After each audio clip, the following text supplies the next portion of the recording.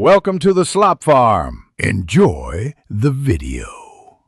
You begin by confirming the exact infotainment model and current firmware, so you download the correct map. Once done, register or sign into the manufacturer portal, then download the official map file to your computer.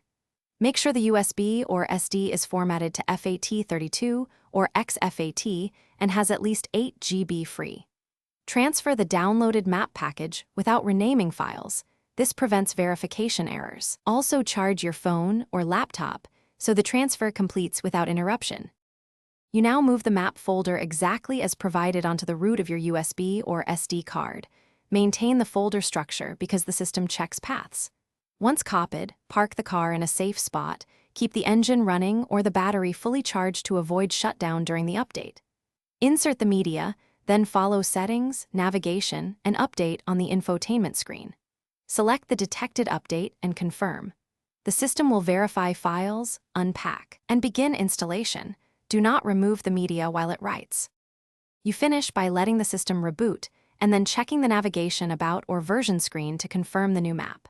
Perform a short route to ensure routing and voice prompts work.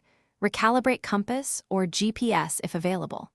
Restore any saved favorites or custom settings you exported earlier, and then remove the USB or SD, deleting the update files if you want to reuse that media.